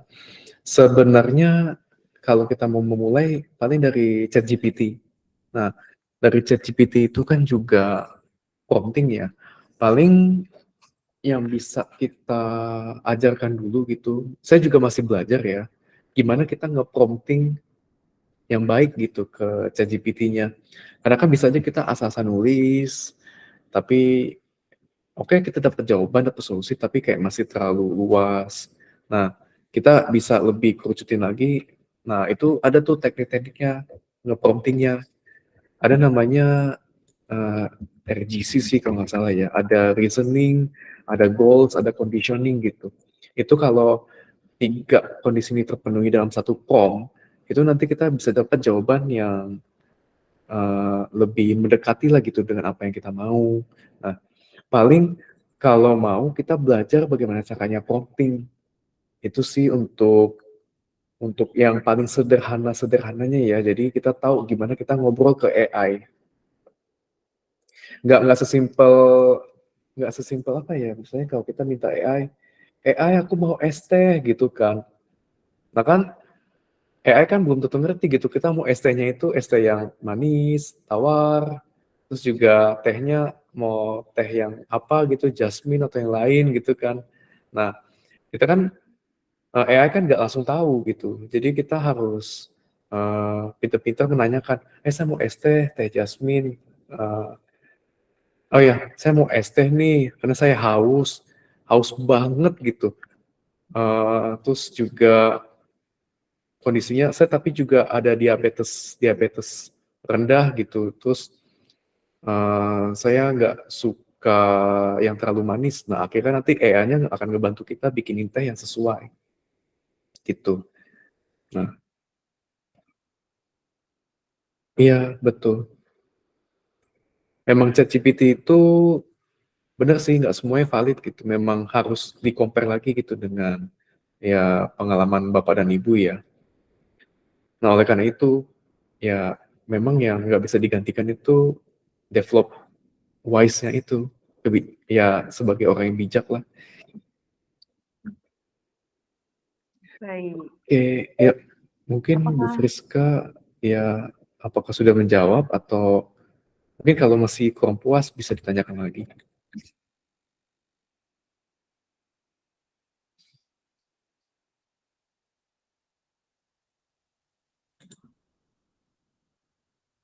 Oke, siap.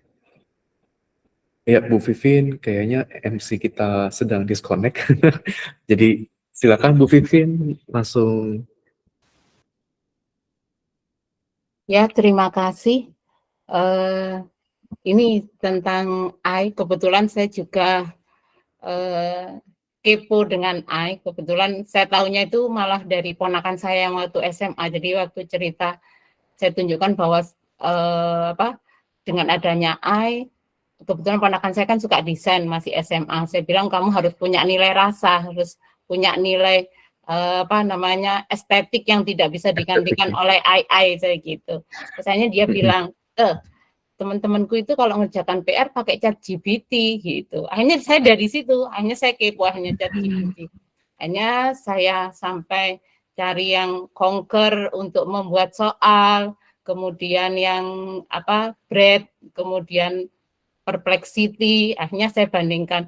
Ternyata saat pembelajaran pun murid saya saat mengerjakan soal itu, loh, ini saya suruh maju, saya suruh menuliskan jawabannya, ternyata kok sistematis itu gitu. Akhirnya saya tanya, ini dari mana? Dari siapa? Ternyata bilang dari Google. Wah, ini murid-murid kita ini mungkin sudah familiar dengan ChatGPT, kita baru familiar. Yang jadi PR bagi saya karena saya guru matematika, bagaimana saya harus bisa memanfaatkan ChatGPT ini untuk membuat anak-anak bahwa kita harus menganalisa ini ChatGPT itu sebagai sarana. Saya masih belum saya laksanakan sih, karena saya baru kepikirannya kan di bulan-bulan ini. Menurut saya kita yang guru matematika ini punya PR agar anak-anak tidak malas berpikir, agar logika mereka bukan logika ChatGPT, tapi dari ChatGPT itu mereka bisa menambah kemampuan menganalisa. Jadi kalau menurut saya sampai akhirnya saya pertanyaan di buku siswa Kurmer itu saya bandingkan kalau di Perplexity itu seperti ini jawabnya, kalau di Conquer itu kalau di Bread itu seperti ini, di ChatGPT itu seperti ini, dan ternyata ada yang jawabannya salah gitu. Jadi ini mungkin PR untuk kita semua. Jadi kita balik mungkin pembelajarannya. Kalau dulu kita ada pertanyaan, siswa suruh cari jawaban. Coba kita balik, ada pertanyaan, ada jawabannya, tapi kita ambil dari ChatGPT, jadi dari Brad, dari Flexity, kemudian anak-anak disuruh coba analisa jawaban yang seperti ini buat dengan kata-kata kalian. Akhirnya kan mau nggak mau mereka pakai ChatGPT, ternyata sudah dipakai sama gurunya. Ternyata ini, jadi menurut saya kalau saya memang saya bukan orang IT ya, kemampuan untuk membuat sesuatu yang untuk benar-benar pembelajaran, mungkin saya masih di tahap penggunaan ChatGPT, penggunaan AI yang ada, tapi untuk menstimulus anak-anak menganalisa. Jadi ini PR untuk guru matematika, terutama yang logikanya anak-anak, analisisnya harus gitu. Jadi mungkin kita perlu sebenarnya, saya tertarik dengan Ko Andrew yang bilang kita perlu diskusi lebih lanjut. Ayo kita wadahi diskusi ini. Jadi penggunaan ChatGPT kita pakai yang sederhana dulu, yang ada dulu, tapi untuk menstimulus siswa sehingga anak-anak, oh aku mau cari jawaban ini, tapi dia mikir, oh iya kan belum tentu benar, oh iya kan Bu Guru pasti tahu, ini berarti aku harus mengubahnya, harus menganalisanya, mungkin seperti itu. Mungkin itu Pak, mungkin kalau mungkin kalau nanti ada lagi, ayo kita bahas seperti itu, mungkin ada yang mapel ini, atau mungkin nanti kalau saya sudah melaksanakan pembelajaran yang seperti yang saya bayangkan nanti seperti itu, anak-anak jadi dibagi kelompok menganalisa, mungkin kita bisa sharing. Itu aja, terima kasih. Kalau yang sudah pernah saya lakukan yang Milia Lab itu juga pernah, itu kan sebenarnya salah satu juga, itu yang bikin anak-anak seperti rekreasi, menarik itu kan. Jadi itu saja, semoga dengan adanya itu tidak membuat anak-anak malas, tapi guru mampu memanfaatkan AI untuk memberikan anak stimulus, menganalisanya jauh levelnya lebih tinggi lagi. Terima kasih. Iya, itu saya cukup senang sih dengar pengalaman Ibu Vivin ya. Jadi anak-anak, ya bisalah anak-anak dengan Google, dengan ChatGPT itu jawabannya benar semua gitu. Tapi ketika ditanyain, tadi gimana bisa dapat jawaban itu, analisa dalam, nah itu dia. Jadi kembali lagi gitu, di sisi humanity-nya kita, kemanusiaan kita, yang lebih tua, lebih bijak itu harus emang lebih berjalan di situ. Nggak cuman ya udah deh kalau bener ya udah dapat skor udah gitu, laporan ke orang tuanya, nih anaknya pinter, nggak cukup itu. Nah, jadi ya Bu Vivin itu tadi ya saya somehow langsung ya seneng banget gitu, ternyata ya sudah berjalan dan itu udah bener-bener kelihatan tuh sisi humanity-nya tuh. Ya, paling ini pembelajaran yang bisa, ya ini sharing yang bagus buat guru-guru yang lain juga berarti. Ya.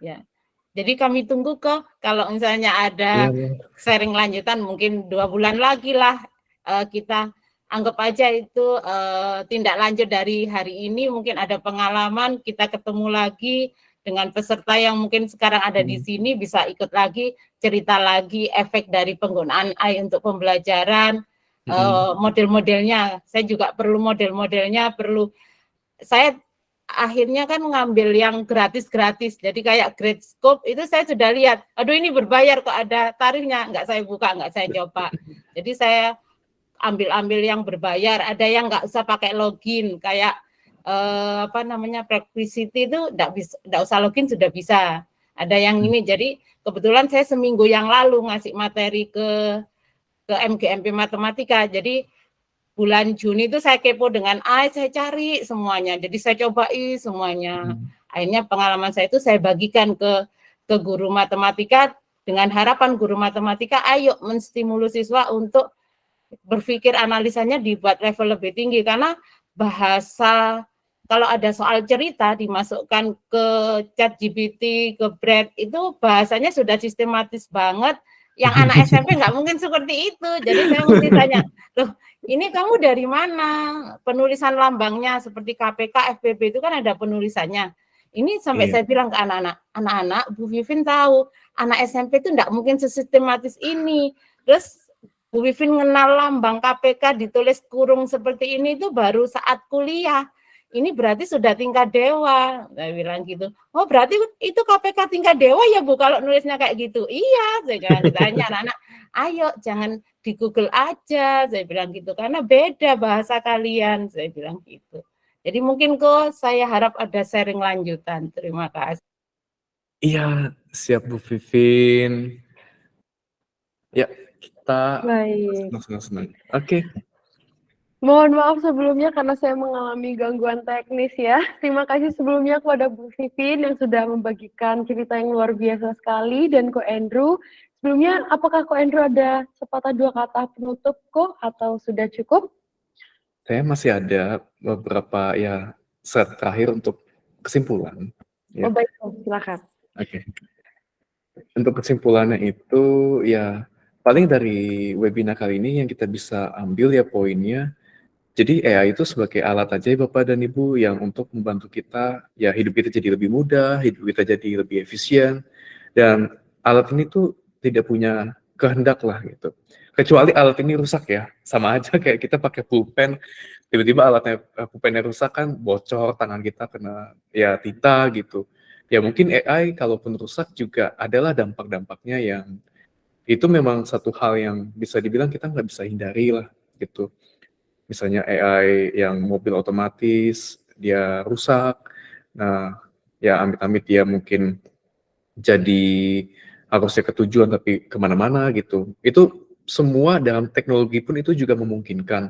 Jadi paling tidak untuk menakuti, tapi Bapak Ibu juga perlu aware ya, bahwa kalau yang tidak jalan dengan semestinya, ya itu berarti rusak, bukan salah AI-nya, tapi memang ya alatnya itu lagi rusak gitu. Nah, terus kemudian ya berikutnya tadi kita udah juga bahas ya AI di edukasi bisa digunakan buat apa-apa aja. Nah, terus juga semua tools itu tuh pasti tidak ada yang sempurna gitu. Jadi ya murid-murid kita yang sangat pintar itu selalu nemuin cara-cara lah gitu yang kita nggak duga-duga. Jadi ya kuncinya paling kita sebagai guru tetap mesti mempertahankan ya kita sebagai orang yang bijak. Paling pesan dari saya itu, dan terakhir itu ya saya ingin ngadain workshop, paling workshopnya itu yang tadi kemarin saya pikirkan ya seputar ini, gimana nanti bisa bantu Bapak dan Ibu untuk lessons planning dan content generations. Ya dari beberapa Bapak Ibu ternyata udah pakai ChatGPT ya untuk ini. Nah terus kemudian kedua untuk personalized learning pathway, untuk ya lebih ke siswanya seperti apa. Dan terakhir itu untuk grading sama assessment. Nah, jadi paling nanti kita akan ngadain semacam poll ya, untuk nentuin di mana yang topik apa ya nanti Bapak dan Ibu nanti bisa voting, nanti kita akan fokusin ke arah situ dulu. Nah, terus nanti paling minta bantuan tim dari Milea Lab ya, untuk bantu bikin votingnya. Dan dari sesi ini juga ya, ada beberapa saya ingin ngadain workshop yang berdasarkan masukan dari tadi Bapak dan Ibu juga gitu yang menyatakan di sini. Nah, kalau dari saya sih semangatnya gini, ya saya ingin bantu gitu untuk memulihkan energi Bapak dan Ibu yang ya sejauh ini tuh udah terkuras banyak sama tugas administratif, sama perencanaan. Ya jadi Bapak dan Ibu nanti bisa memiliki kualitas lebih lah gitu untuk mengenal, listen well, dan berkomunikasi sama murid Bapak dan Ibu. Karena ya siapa lagi yang bisa ngerti mereka selain Bapak dan Ibu. Jadi itu aja paling dari saya. Mohon undur diri. Assalamualaikum warahmatullahi wabarakatuh. Wah, luar biasa sekali. Amin. Terima kasih banyak Ko Andrew atas paparannya, sangat inspiratif buat kita yang ingin tahu ya bagaimana cara untuk mengimplementasikan AI khususnya di dunia pendidikan dan di kelas bersama dengan para peserta didik. Selain itu harapan besar dari setiap kami untuk setiap sesi tadi semakin membuat kita semakin paham ya mengenai AI dan juga mengimplementasikannya di kelas. Boleh Bapak Ibu dan rekan-rekan boleh diucapkan terima kasihnya kepada Ko Andrew ya untuk paparan-paparan yang sungguh inspiratif. Baik. Selanjutnya saya mempersilahkan Bapak Ibu pendidik hebat untuk mengisi presensi yang sudah dibagikan di kolom chat, sehingga nanti bagi Bapak Ibu yang sudah mengisi presensi akan kami kirimkan e-sertifikat ke email masing-masing. Jadi boleh ya untuk Bapak Ibu sekalian dapat mengisi presensinya yang ada di kolom chat. Baik, sembari menunggu Bapak Ibu dan rekan-rekan mengisi presensi, saya berharap, kami semua berharap, eksklusif webinar Milelab ini akan bermanfaat dan menambah pemahaman kita agar lebih semangat lagi ya Bapak Ibu, terutama untuk mengenal teknologi yang semakin pesat seperti VR dan juga AI. Baik, kemudian seperti yang tadi Bapak Ibu minta-minta ya, workshop lagi dong, kapan nih workshop selanjutnya? Ada info menarik juga, bahwa Milelab mengadakan eksklusif workshop lagi untuk Bapak Ibu yang ingin mendalami materi lebih dalam bersama dengan kami terkait AI ini. Jadi kami akan mengadakan workshop pada hari Jumat, tanggal 22 September 2023. Saya ulangi, hari Jumat, tanggal 22 September 2023, akan dipandu secara langsung dengan narasumber kita, yaitu Ko Andrew sendiri, yang pastinya akan sangat keren dan juga kita bisa belajar dari sang expert ya Bapak Ibu dan rekan-rekan. Dan untuk kegiatan eksklusif workshop Milelab ini terbatas karena kami hanya memberikan kepada peserta yang sudah bergabung pada webinar hari ini saja.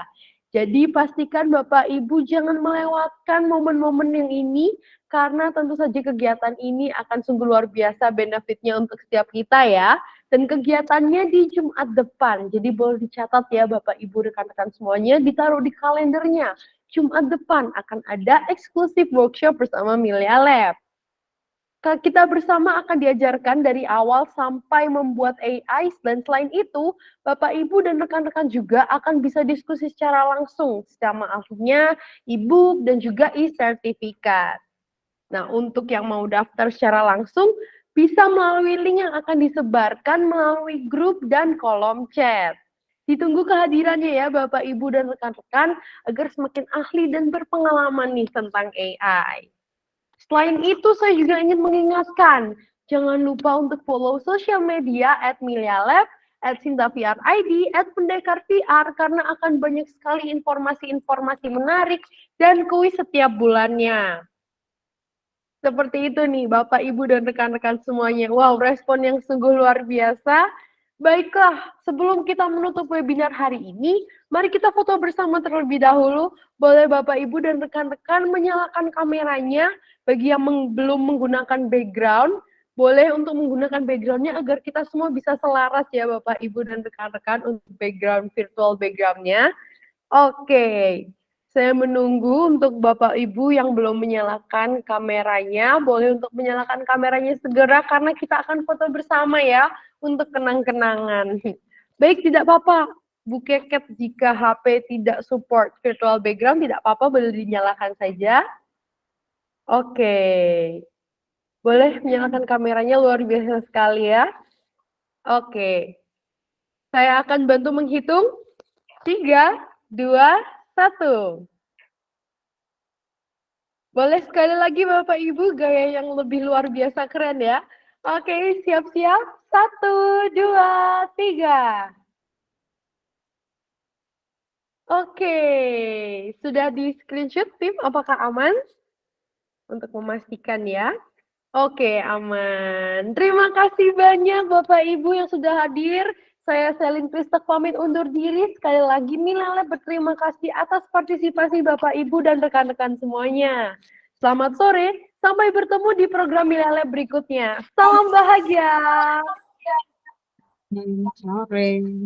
Selamat sore, terima kasih. Terima kasih. Terima kasih. Terima kasih Ibu. Terima kasih. Terima kasih Pak. Terima kasih.